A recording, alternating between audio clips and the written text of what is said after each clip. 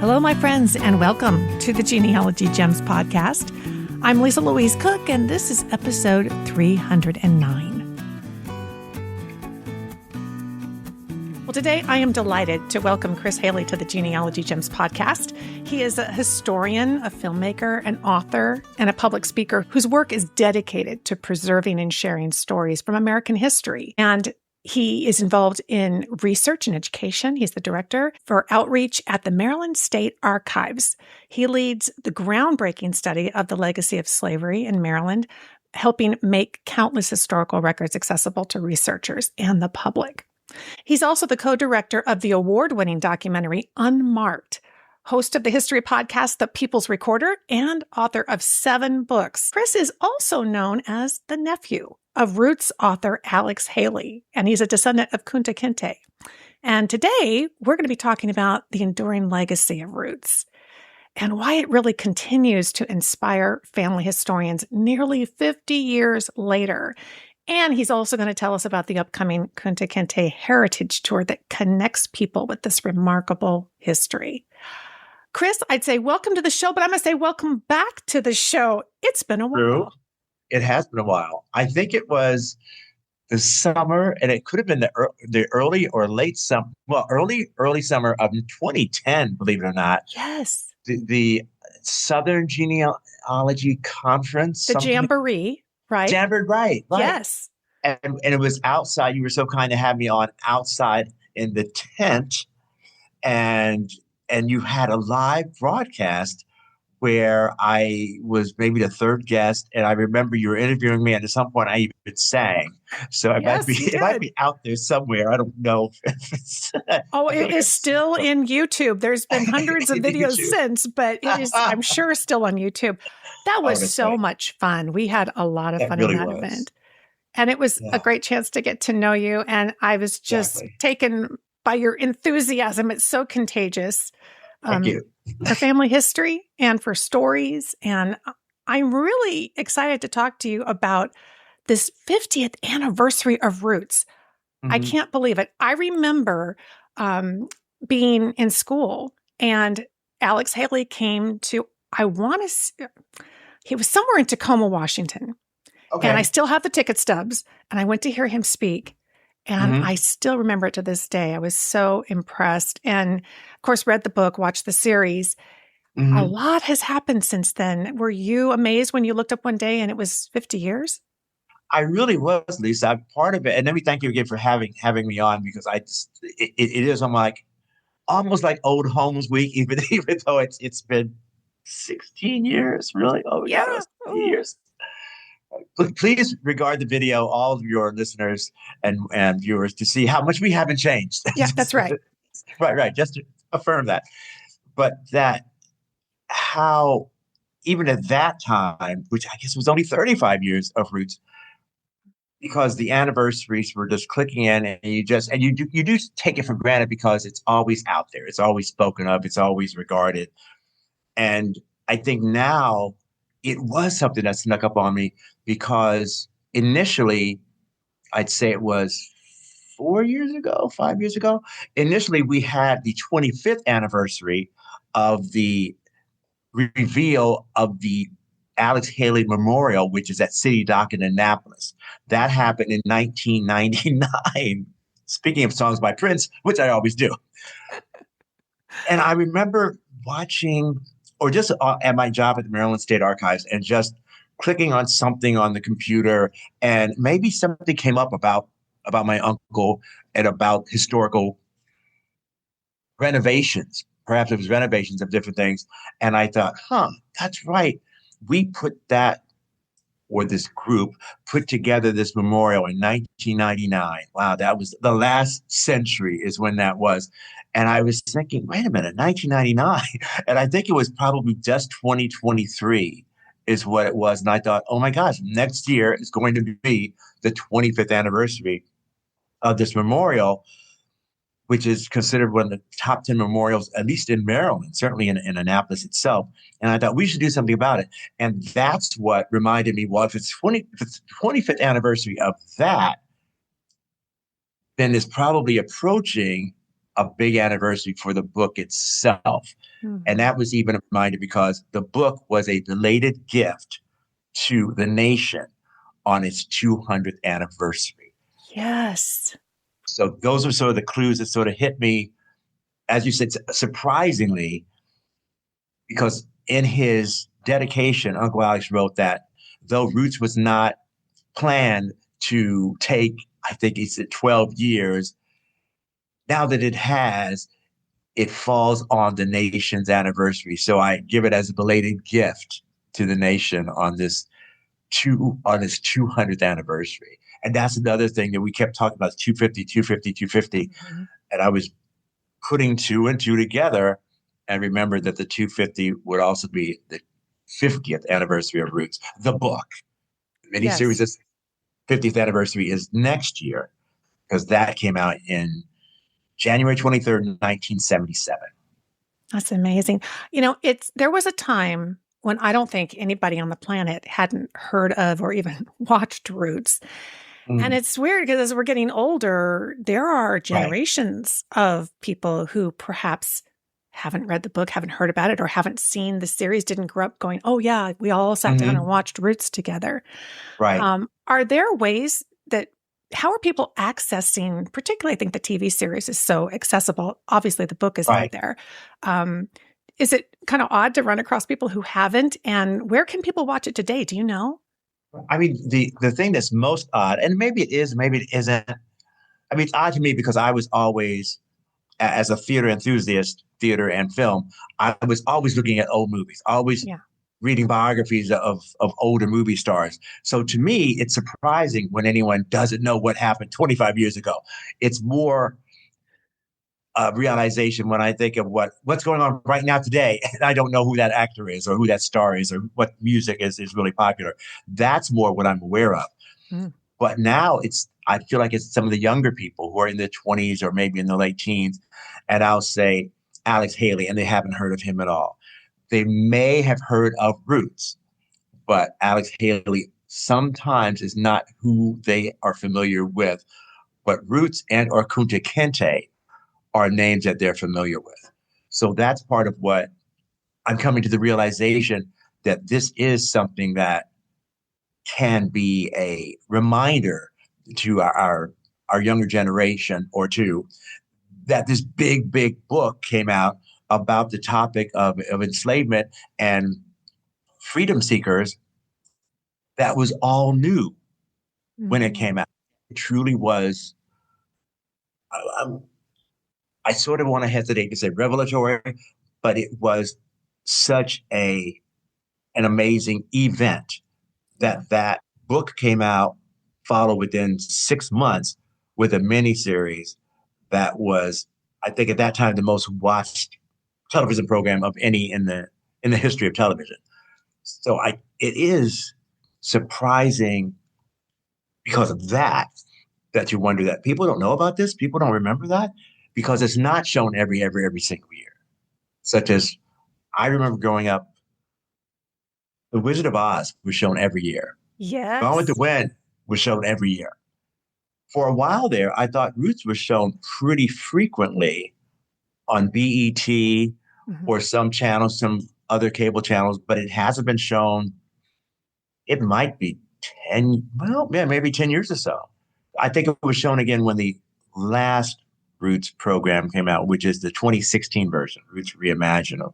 I think that was the name of it. I think that's when it was last shown again nationally. So yeah, it is kind of surprising to me. It is. Well, you would think that the streaming services would just be ideal for that. And maybe it is. I'll have to look this up to see if it's streaming anywhere or available on demand, because it's something that everybody should see, let alone also read the book. And I think about, you were talking about kind of how revolutionary it was. It got people talking about slavery and looking at the realities of it and the impact. But the other way that it changed the world was it really introduced a whole new generation of people to the concept of family history and genealogy, finding out where you come from, knowing that everybody has a story and these people in their background.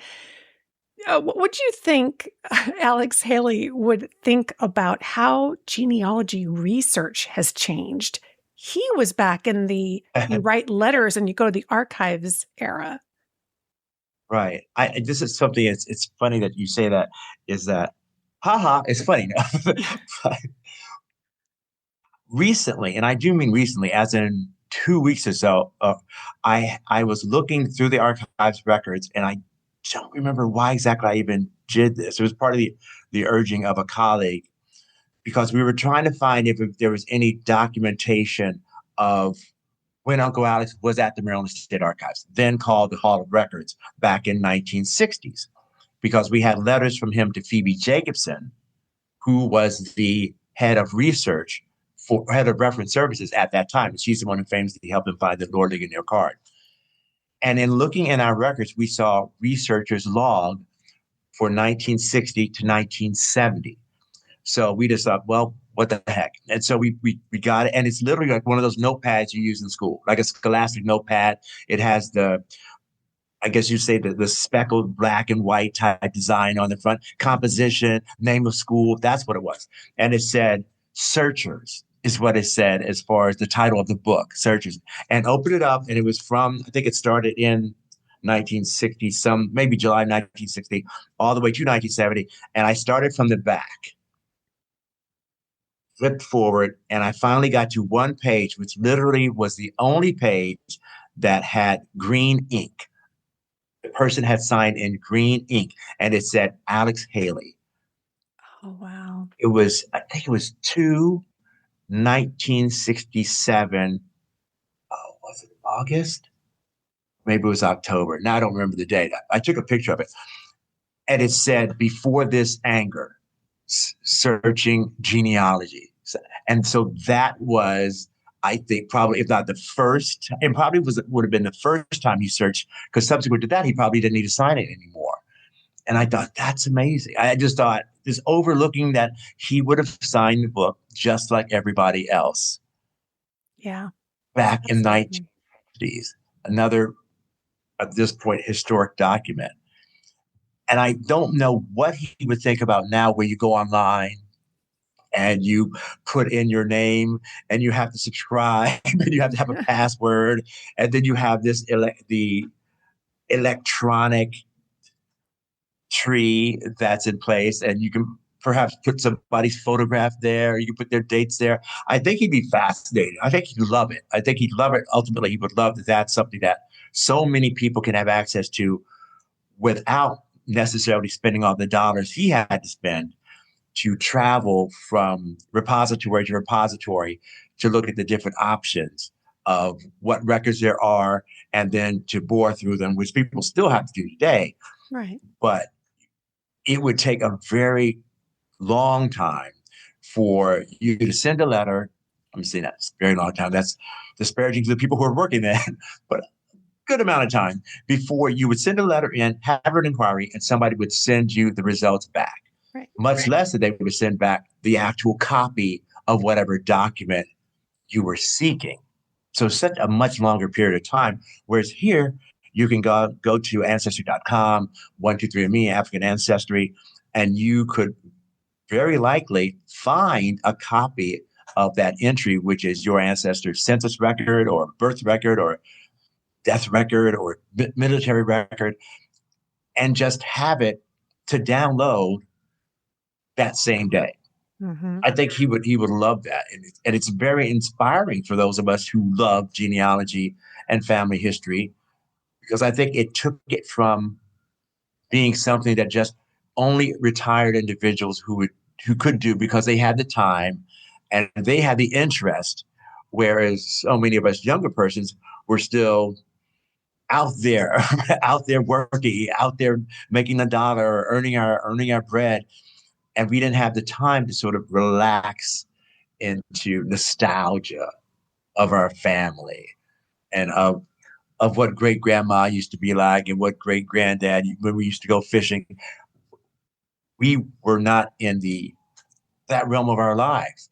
And now even younger people, who in many cases are so much more familiar with this media that we're using right now, can help us do that, can help the older people in their family do it. So I think that's also a very positive aspect of it, because that can bring families together from different generations just to help the mechanics of it, of how to find something online, and then tell your grandson, why are you doing this? What is this that I helped you find? And then that in and of itself helps spread the message, helps spread the information about someone else who was in your family that you've never seen because they've already passed away. This episode is brought to you by newspapers.com, the ultimate resource for family history research.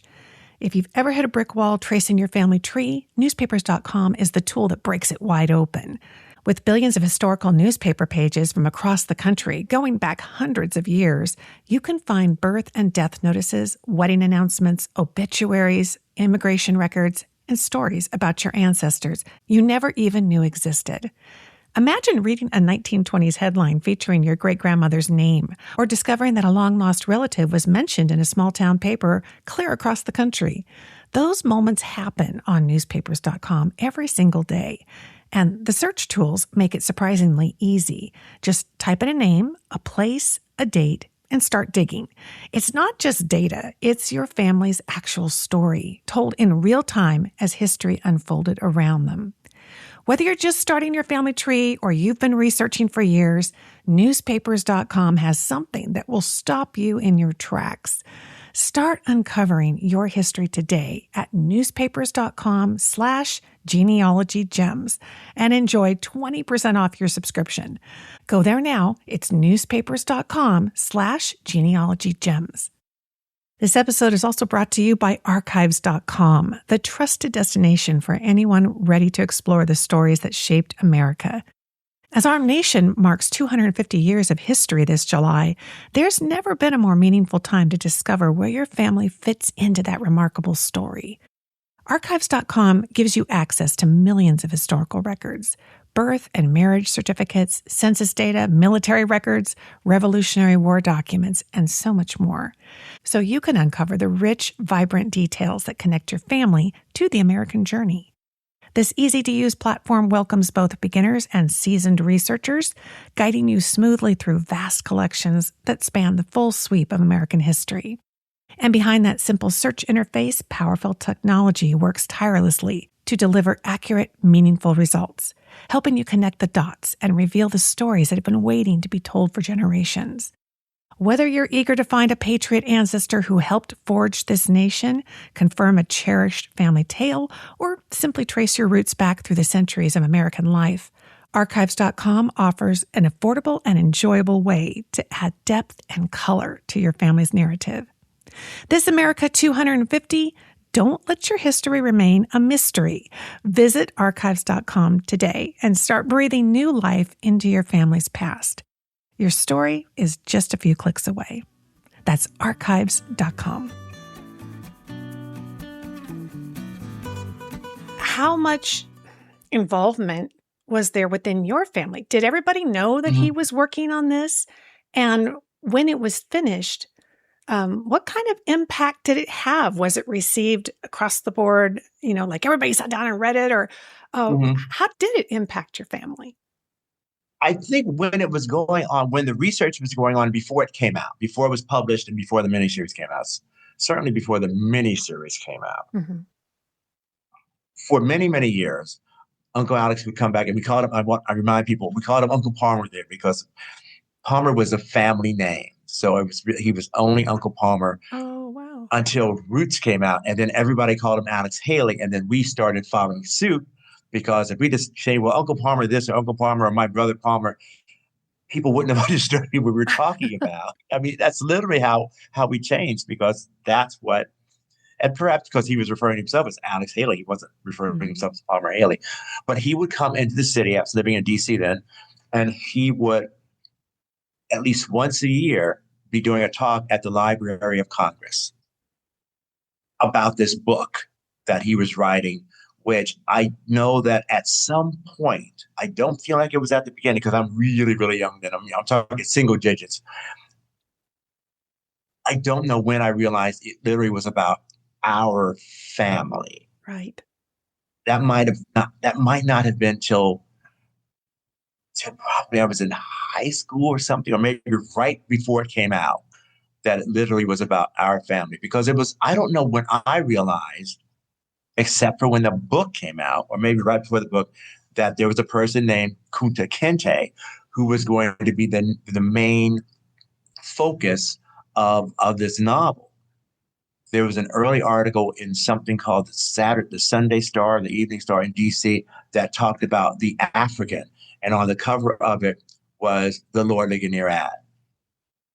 In that whole article, he only mentioned the African. So I don't think I don't think at that point, because this is, again, 1972, he might not have been able to discover the Kinte connection at that point, as far as the actual name. So it changed when it blew up. I mean, that's really when it changed for the family. Up until then, it was Uncle Alex keeps going out there. He keeps giving these speeches. They're sold out. Everybody's happy and engaged.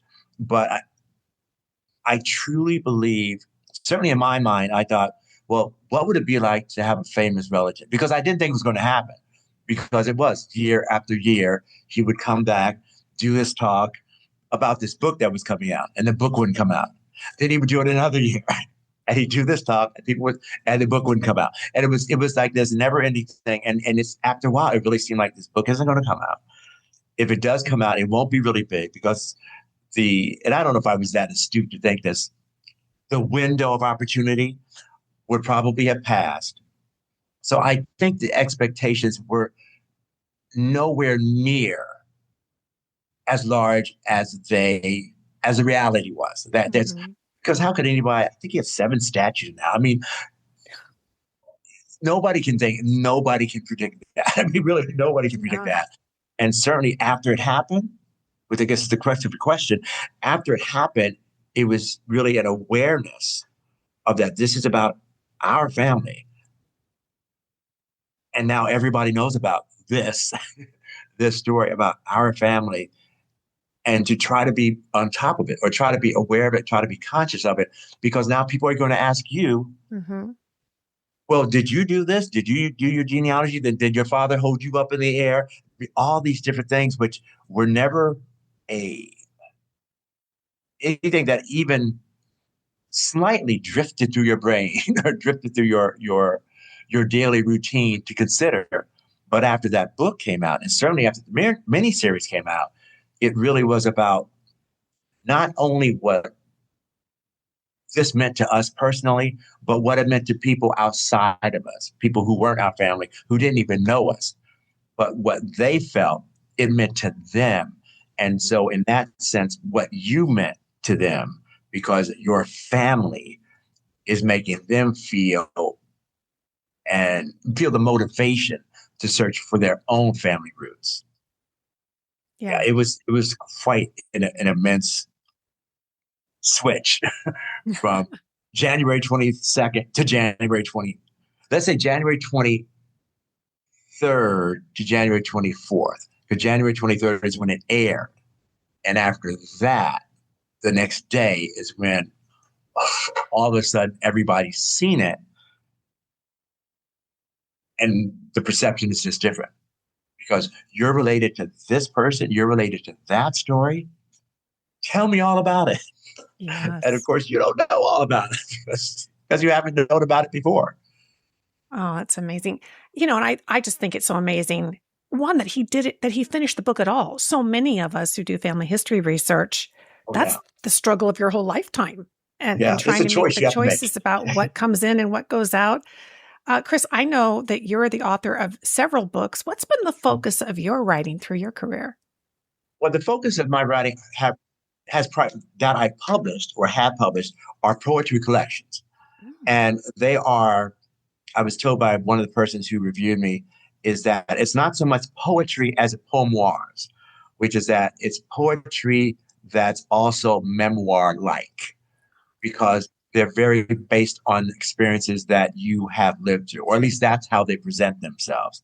So they have been about my family. They have been about history. They have been about romance. They have been about the gamut of life, as I guess I could say, as I've lived it, from approximately in the mid 90s through now, because the first book I wrote, one of the first poems I ever wrote was called Roots, This Part of Me, because at that point, I think it was maybe 10 or so years after Roots had come out, I was finally out of high school, out of college, doing professional stuff, working as a professional actor in Bridgeport, Connecticut, and then in Florida, and wanting to be as famous, well, not maybe that famous, but as Uncle Alice, because in that field. Mm-hmm. And have people say to me, well, if you're related to Alex Haley, what are you doing here? Nothing was good enough, or nothing had been achieved to the level they thought it should be achieved, because you had that famous person as the shoulders on which you should not only thrive, but you should leap ahead of everybody because you've got those shoulders above. And so I wrote this poem basically about, what does this mean to me? What has this done for me? What is the pressure that it's put upon me? And so that, I'd say, was the first poem that I wrote that really set the premise for many of these that have come after, which is self-exploration, examination, and also reflection on what happens to me personally and how I feel taking that point of view as I look about the things around the world. Other ones that aren't published yet is one that I really want to do. I've wanted to do forever, but as you say, it's so hard. I've begun to do a book on my mother's side of my family. Because the other thing is, roots, people say, oh, you know your family history. And I tell them, and you know all about this, is that, well, my mother had something to do with it. Yeah. Roots is my mother's. Roots is my father's mother's side. Queen is my father's father's side. And even that, my father's mother's side, as far as that goes. And so I wanted to do the same thing for my mother. Right now, I call it Georgia, and I think I've got 2 or 3 chapters done. I think that's done. But then it's a matter of, how do I get to the end, and what is the end, and how do I formulate this, and will anybody publish it from the outside of me publishing it myself, which of course one could do nowadays. Yeah. And the journey there is, I'm trying to do it as a dual journey, which is trying to reflect on who these people were, fleshing out their lives. And then the next chapter would be me starting to look for their lives, like me doing the search at the same time, and what I'm discovering, and then trying to fictionalize what they were doing as I discover the facts about where they were at that point. So that's, I'd say, the biggest main goal that's in my mind and starting to be on paper. And another book, which is about, I call it the five steps of genealogy. And I think it's going to be two different chapters, which is step 1, oral history. Step 2, well, step 1 is like acceptance. Acceptance that if you're going to do this, you have to do it fully. You have to do it all out. You have to be aware and cognizant of the fact that not everything you find is going to be pretty. But if you really want to do genealogy, you should be open to that, because genealogy is not about rewriting your story. It's about writing your story. And so that's what that book is going to be about. Well, I think it's so interesting that the books that you've written, you talked about your poetry, they are really kind of, to me, the flip side of genealogy, which is the piece that so many genealogists miss, which is thinking about your own story, right?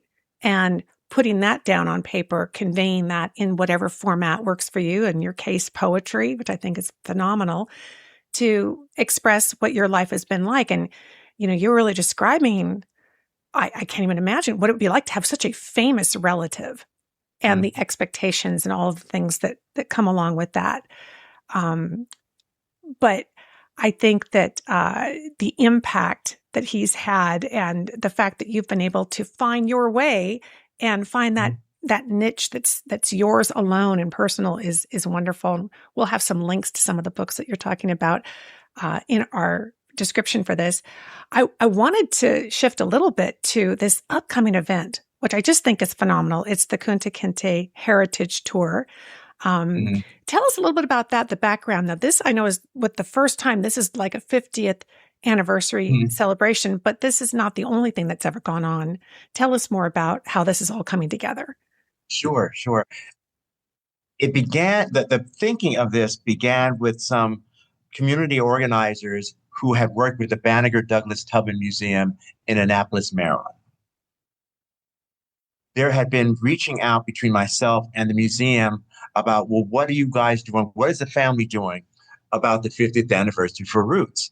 And what we had said was basically, well, we don't have anything planned right now. What are you doing?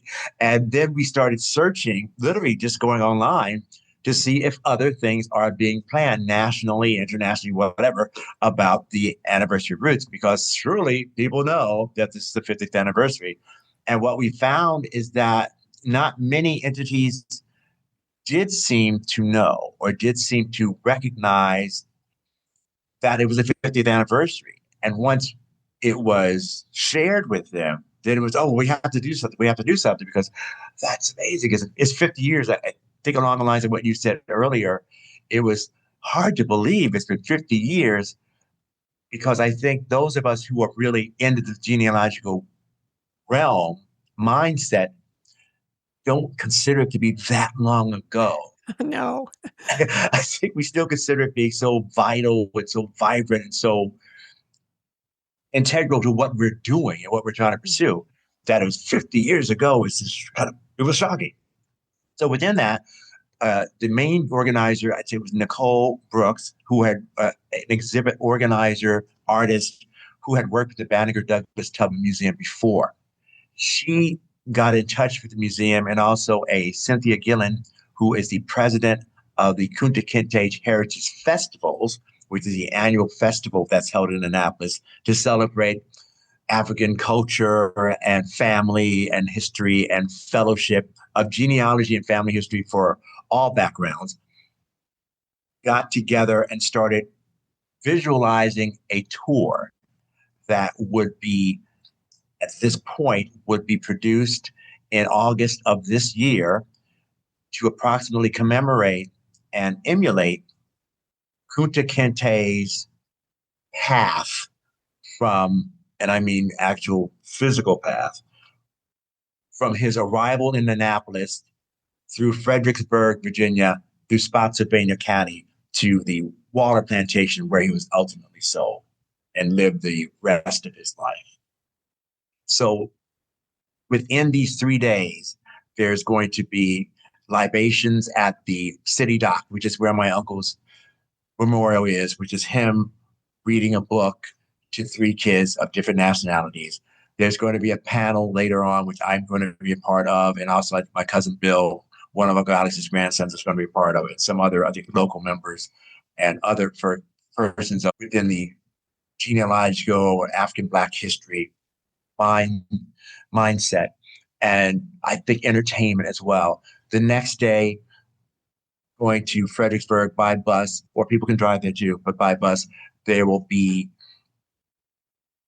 I believe it's 13 or so sites through a bus tour of historical significance in Fredericksburg, Virginia. And also there's a museum which will be visited, and also fellowship at some point during that day. And the final day ending in Spotsylvania County, where again, exploring the lands to what degree we can, because the actual home where we believe Kunta Kinte was and where he probably would have been buried is still a private residence.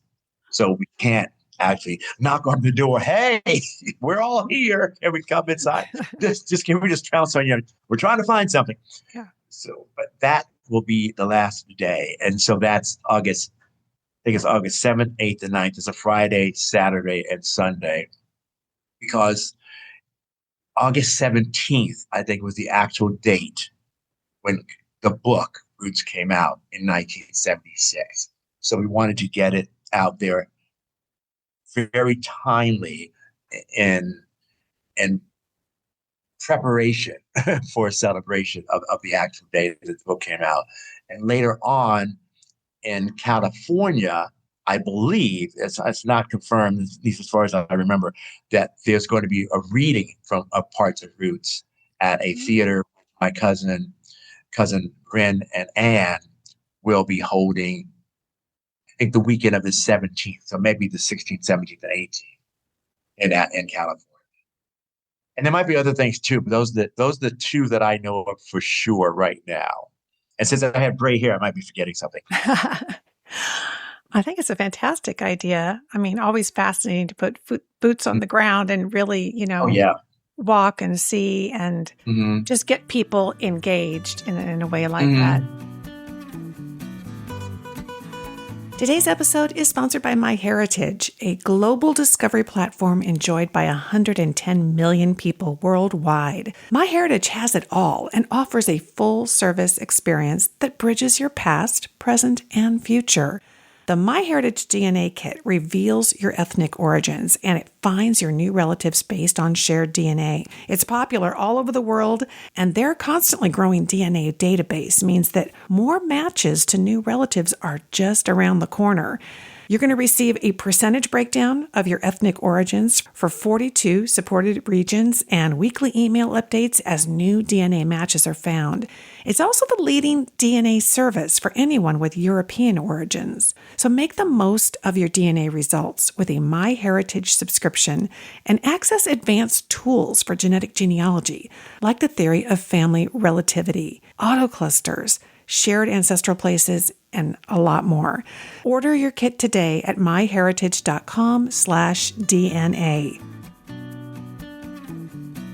I'm kind of curious. You mentioned his grandson. Yes. Right? First cousin once removed. I have kind of a theory about genealogy, and that is that it's like if the grandparent does it, the next generation, not so interested, not really hands-on. And then the grandkids come along, all of a sudden they're really kind of curious and they start digging back in. I see that in my own family, how it skips. Is that how it is in the Haley family? Well, I would say it's not everybody, certainly not everybody. It's obviously Uncle Alex. And then his son was carrying the mantle, William Alexander Haley. And then and he's passed away, and now it's the grandson who is really, really taking it by the horn, so to speak, and it's really grabbing it. He's created the Alex Haley Foundation is what he oversees that, and I'm on it. My cousin Andrea is on it, and also Inherited Roots is an organization that he has begun with Malik Manga, who is a grandson of a person who was at points side by side with Uncle Alex with his research of the African aspects of Zoufre and the Gambia. So there's that legacy going on. And then the generation just above Bill is the person who I guess one could say is on the ground doing the work, because I've been doing genealogy and history and Black history and for 20 some years now, if not 20, well, I guess 25. The Legacy of Slavery program has been 25 years. So that, and of course, still talking about it. Like I talked to you 16 years ago. So it's really, I guess, the four, Uncle Alex, his son, me, and his grandson. I'd say the four main legs that have really been pushing and living in this world of genealogy and family history, because it's not easy to do. I mean, it's not easy to do. It's not easy to be passionate about something that doesn't give you quick reward. Because that doesn't, particularly these days. Yes, right. So, right, exactly. It really isn't. You have to have that dedication, that passion, that drive, and that self-satisfaction that you are doing this, and that you feel good when you find something. And yes, you're frustrated when you don't find something, but you still, in some part of your soul, feel good that you're trying to find something. Because again, as you said earlier, I agree with you that genealogy is also self-fulfilling and justifying that you yourself should be writing your story. You yourself should be leaving a memoir or leaving something so that your grandchildren, your nieces and nephews, or whatever, will have a sense of what you thought about what's going on today, or who were the first person you had a date with, who took you to the prom, what were the things that you loved in high school, just those type of things that we take for granted, I think, as a child. Mm-hmm. That's what I remember. Oh, I'm sorry. Yeah. I remember most from your uncle's talk was him talking about that you as an individual have this unique, not just memory, but perspective on history and memory, even if other people also have memories about it, that nobody else has. And that if a person dies, he says it's like a library going up in flames. And it's so true. And it's funny, we don't think of our story as being any big deal, but I'm sure all of the people in the Roots tree, no one of them would have sat down and said, oh yeah, this is absolutely riveting. And I'm sure that everyone's going to want to hear about it, right? I mean, they would have just been like, where's our next meal coming from? How are we going to get this family together? And it's sometimes the everyday mundane, elements of our lives that are the most fascinating. I know when I find that with a relative who has managed to jot some things down, even just about how she did her cooking, I'm riveted, Now I'm going to finish up with, I want to ask you a question that I've always wanted to ask you. It doesn't seem like any big deal, but we talk about how long it took to write that book. And you were talking about how the quick reward versus slow reward. And then yet it seemed like that miniseries happened overnight. And you were even quoting that the time frame from the time the book got published to when it's actually produced out. And at the time, miniseries was a massive endeavor. That was a fairly new kind of concept on TV. Oh, yeah, absolutely. It was so long compared to, it was like doing a whole TV series. Do you have any background or knowledge of how did that all come to be? Not a jot. No,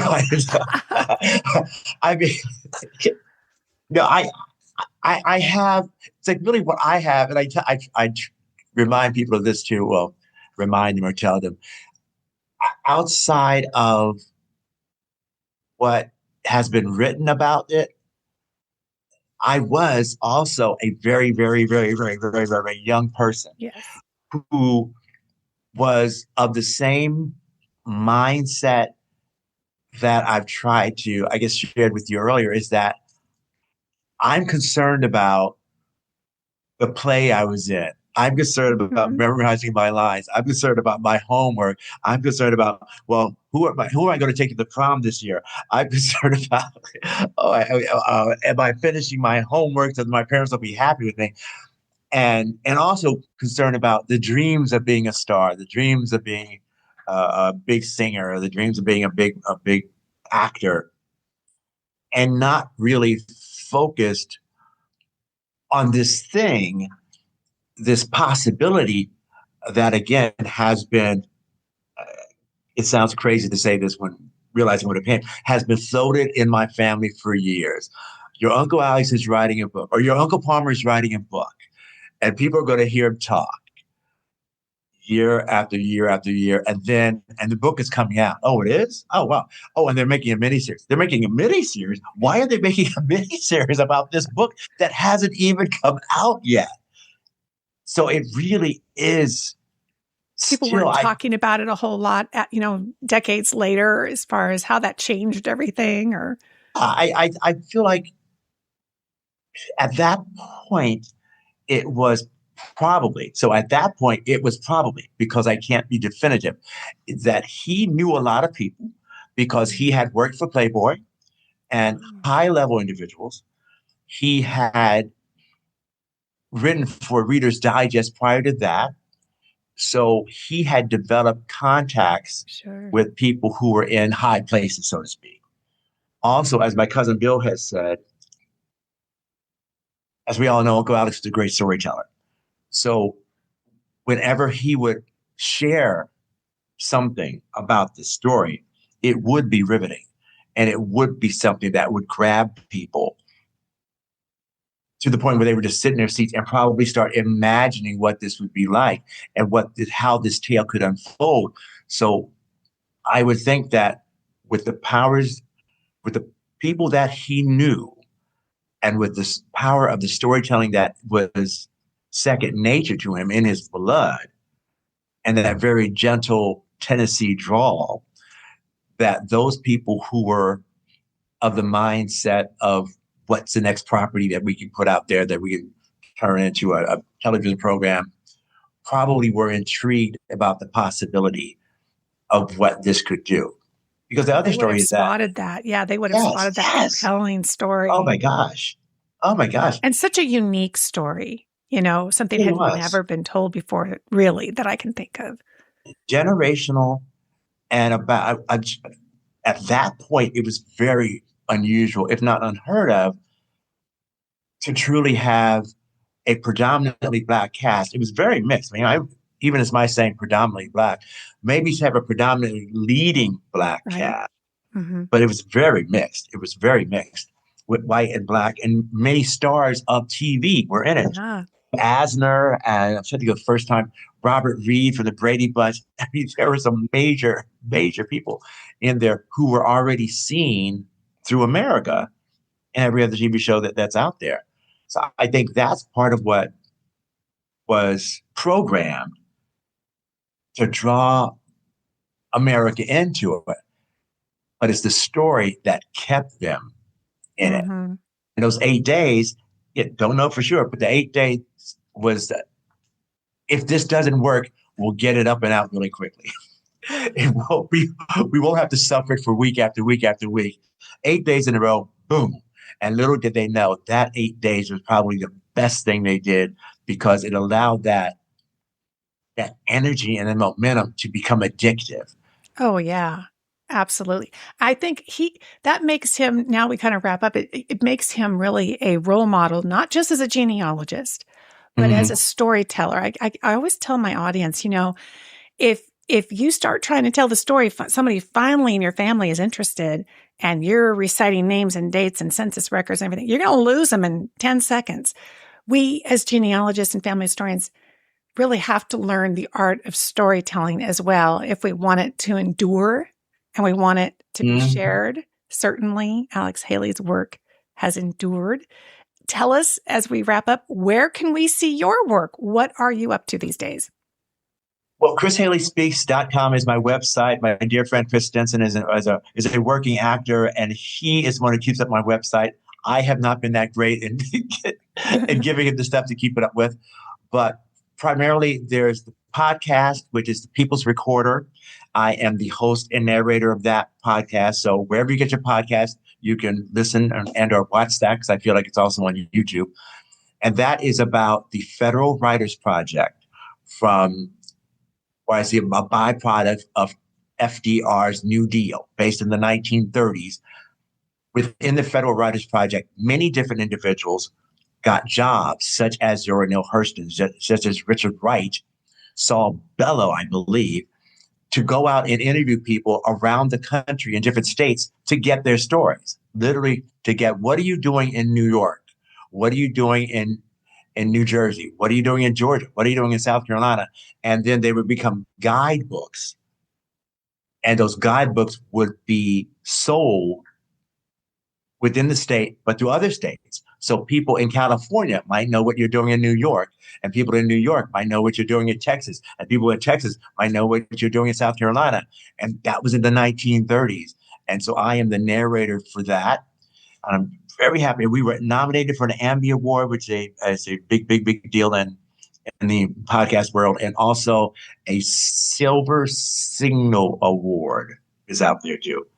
So those are the two things. And I'm also trying to get funding. Remember, on Ding Ding Ding, funding for a short film I have written about lynching in America, because I am on the Maryland Lynching Truth and Reconciliation Commission, and part of to recognize these persons who were victims of racial terror violence. And so that is a project which I'm calling Just Another Day, about how it was taken for granted when those horrible atrocities were taken. So that's something I'm working on now to be a short film. It's just a matter of getting some funds so I can put it in production. So I think those are the two major things that I'm doing right now and probably forgetting something. but that's Well, I've known you for a while and you've always been busy and kept busy. And right. we will have a link to your website in our video description here, because that certainly is a great place for them to check out all that you've been up to. It's so good to catch back up with you, my friend. You too. This Thank is you great. so This is much. great. Well, stay in touch. Let us know all the songs you're singing, all the plays that you're in, the books that you're writing. We always love to chat with you. Thank you so much, Chris. Thank you, Lisa. Thank you for making this happen. Well, I hope you enjoyed this conversation with Chris Haley as much as I did. He is always a joy. And there's a lot of joy for genealogy over at genealogygems.com. So do head over to the website occasionally. Go check it out. We've got a lot of stuff for you. First and foremost, on the homepage, you're going to find a big red button where you click it and you get on our free email newsletter. And with your first email, you get my free tips ebook. So that's just a freebie. And then from then on, the newsletter will let you know maybe once a week what's new and what's going on, what's available to you at Genealogy Gems, because we have a lot of different content in addition to the podcast. Of course, we have our videos, video classes, all with downloadable handouts, and our premium membership. So if you want to kind of take it to the next level, our premium members are enjoying my new online class. It's an on-demand class on how to build a genealogy research plan. So check that out. It's a lot of fun. All right. Thank you so much for listening, my friends. I'll talk to you soon.